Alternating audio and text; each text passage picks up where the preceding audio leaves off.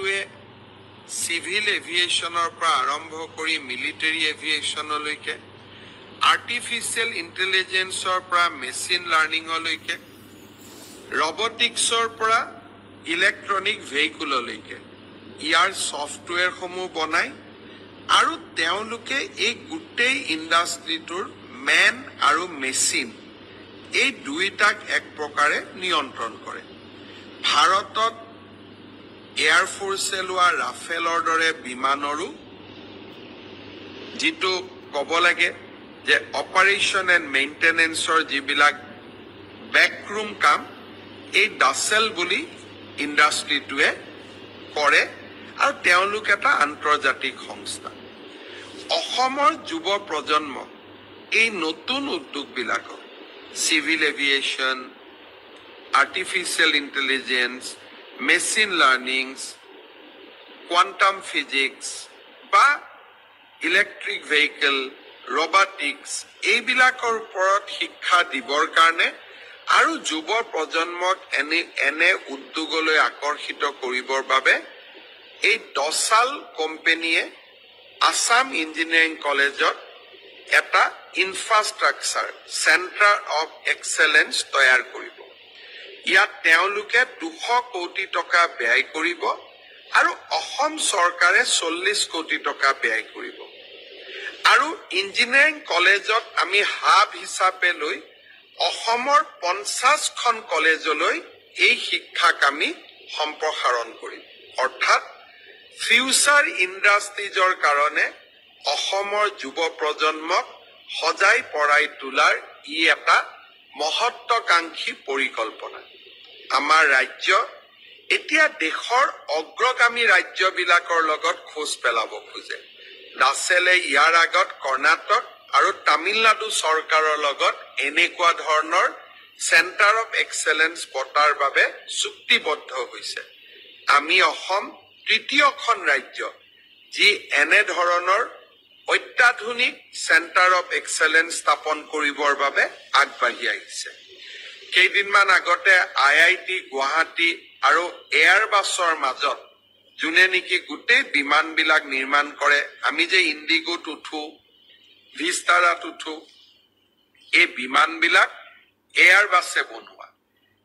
এই এয়াৰবাছ আৰু IITৰ মাজত মানৱ সম্পদ সৃষ্টিৰ বাবে, এভিয়েশ্যন ইণ্ডাষ্ট্ৰিত মানৱ সম্পদ সৃষ্টিৰ বাবে এখন চুক্তি স্বাক্ষৰিত হৈছিল।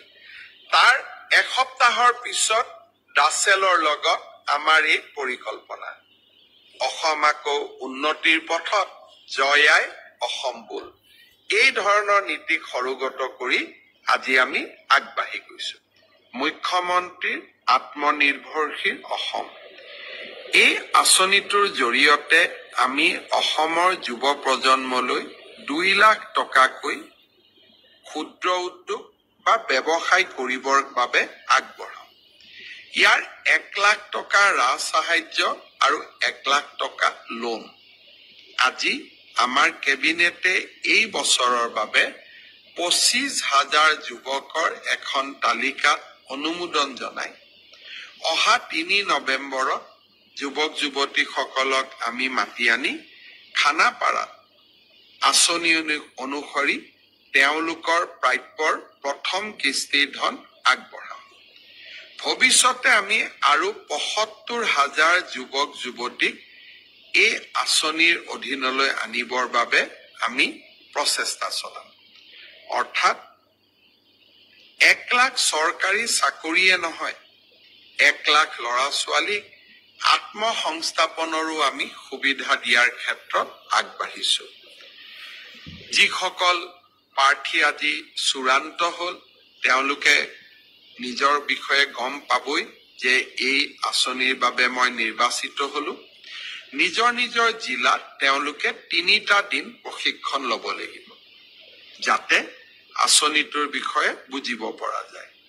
আৰু 3 নৱেম্বৰত আমি খানাপাৰা ভেটেনাৰী খেলপথাৰত মাতি আনি সকলোকে এই ধনৰাশি 25,000 নিৰ্বাচিত যুৱক যুৱতীক এই ধনৰাশি আমি আগবঢ়াম। অহা 19 তাৰিখে অৰুণোদয় নতুন হিতাধিকাৰী অন্তৰ্ভুক্তিকৰণৰ কাম আমি হাতত ল'ম আৰু ৰেচন কাৰ্ড নথকা 17 লাখ ব্যক্তিক বা জনসংখ্যাক আমি নতুনকৈ ৰেচন কাৰ্ড দিয়াৰ কামো অহা 19 তাৰিখৰ পৰা আমি আৰম্ভ কৰিম। সোণাপুৰৰ ট্ৰাইবেল বেল্ট এণ্ড ব্লক দিছপুৰৰ গাতে লাগি থকা তাক উচ্ছেদৰ বাবে কোনেও পৰিকল্পনা কৰা নাছিল। যোৱা 7 দিন ধৰি আমি সোণাপুৰৰ ট্ৰাইবেল বেল্ট এণ্ড ব্লকৰ পৰা নন প্ৰটেক্টেড ক্লাছৰ লোকসকলক উচ্ছেদ কৰাৰ ব্যৱস্থা হাতত লৈছিলো আৰু মানুহবোৰ আঁতৰিও গৈছিলে। কোনোবা দৰঙলৈ গৈছিলে, কোনোবা মৰিগাঁৱলৈকে গৈছিলে, বিভিন্ন স্থানত তেওঁলোক গুচি গৈছিলে। যোৱাকালি কংগ্ৰেছ দলৰ নেতাসকলে তেওঁলোকক উৎসাহ যোগোৱা আৰম্ভ কৰিলে। ট্ৰাইবেল বেল্ট এণ্ড ব্লক বিজেপিয়ে বনোৱা নাই, কংগ্ৰেছেই বনাইছিলে। আৰু এতিয়া কংগ্ৰেছৰ নেতাসকলে আমাক প্ৰশ্ন কৰা আৰম্ভ কৰিলে যে আপোনালোকে উচ্ছেদ কিয় কৰিছে। হাৰে, ট্ৰাইবেল বেল্ট এণ্ড ব্লকক যদি কোনোবাই দখল কৰে আৰু তেওঁ যদি প্ৰটেক্টেড ক্লাছৰ ভিতৰত নপৰে, চৰকাৰেতো উচ্ছেদ কৰিবই লাগিব। উচ্ছেদ আগবাঢ়ি গ'ল। কংগ্ৰেছ দলে সাংবাদিক মেল পাতিলে। উচ্ছেদৰ সিংহভাগ কাম হৈ যোৱাৰ বাবে আৰক্ষী কিছু তাৰ পৰা আঁতৰি আহিছিলে। আৰক্ষীৰ সংখ্যা কমি যোৱাৰ লগে লগে এই লোকসকলে অদ্ভুতভাৱে সংঘবদ্ধ হৈ সোণাপুৰত নথকা মানুহ ওচৰৰ পৰা মাতি লৈ আহিলে, আৰক্ষীৰ দলক আক্ৰমণ চলালে, ৰেল পৰ্যন্ত ৰখাই দিলে। ৰেল লাইনত বহি লাঠি, দাও, কুঠাৰ আৰক্ষীক অদ্ভুতভাৱে আক্ৰমণ কৰিলে।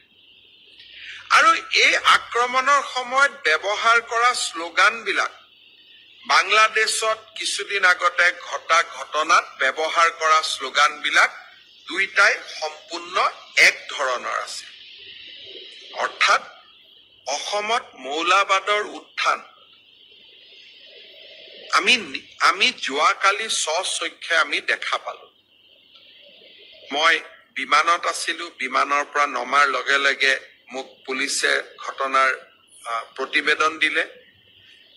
মই এটাই নিৰ্দেশ দিছিলো যে ওৰে ৰাতি কাম কৰি আমি সেই অঞ্চলটোক সুৰক্ষিত কৰিব লাগিব। পুলিচৰ গুলী চালনা হ'ল, 2জন লোকৰ মৃত্যু হ'ল, কিছু লোক আহত হ'ল আৰু 22জন চৰকাৰী বিষয়াও আহত হ'ল। অৱশেষত আমি সেই ভূমিক পুনৰ সুৰক্ষিত কৰিবলৈ সক্ষম হলো। সোণাপুৰৰ ট্ৰাইবেল বেল্ট এণ্ড ব্লকৰ পৰা আমি পৰ্যায়ক্ৰমে আমি যাক অনাকাংক্ষিত লোকসকলক আমি এভিকশ্যন কৰিম কাম আৰম্ভ কৰিছো। কংগ্ৰেছ দলে উচতাই নিদিলে আমাৰ জাতি সুৰক্ষিত হ'ব। কংগ্ৰেছ দলত এটাও ভোট দিয়া মানে আমাৰ জাতিটোৰ ভৱিষ্যতত আমি নিজেই আমাৰ কফিনত গজাল মৰা ধৰণৰ অৱস্থা হয়।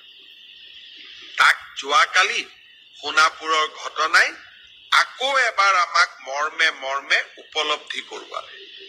গৰুখুটি, সোণাপুৰ এই অঞ্চলবিলাকত আজি আমি খিলঞ্জীয়াৰ স্বাৰ্থ সুৰক্ষিত কৰাৰ কাৰণে অবিৰাম কাম কৰিছো। মোক বহুত মানুহে কয়, ছাৰ আমাৰ ইয়াতো আছে, আমাৰ ইয়াতো উচ্ছেদ কৰক, আমাৰ ইয়াতো উচ্ছেদ কৰক। আমি কেইজনমানেই মানুহ এটা এটাকৈ আমি প্ৰচেষ্টা কৰি যাম। যিমানখিনি কৰিব পাৰো জাতিটোক সুৰক্ষিত কৰাৰ বাবে আমাৰ প্ৰচেষ্টা অব্যাহত ৰাখিম। আজি সোণাপুৰৰ ৰাইজেও আমাৰ প্ৰচেষ্টাক সঁহাৰি দি ওলাই আহিছে, জনজাতি লোকসকলো ওলাই আহিছে। মই ভাবো যে জনতাই যেতিয়া চৰকাৰক সম্পূৰ্ণ সমৰ্থন দিয়ে, চৰকাৰেও আৰু অধিক সাহসেৰে কাম কৰিবলৈ আগবাঢ়ি যায়। মই আশা কৰো ৰাইজে সমৰ্থন দিব, অসমত আমি খিলঞ্জীয়াৰ স্বাৰ্থক আমি সুৰক্ষিত কৰিম।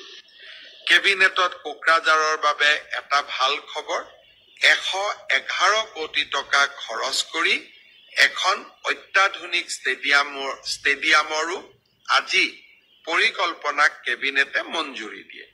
গুৱাহাটীৰ ডাউনটাউন হস্পিটালৰ সন্মুখতো এখন উৰণ সেতু, যাক অহা বছৰ এপ্ৰিলৰ ভিতৰত আমি নিৰ্মাণ কৰি সমাপ্ত কৰিম, তেনেকুৱা আন এক পৰিকল্পনাকো কেবিনেটে আজি মঞ্জুৰি দিয়ে।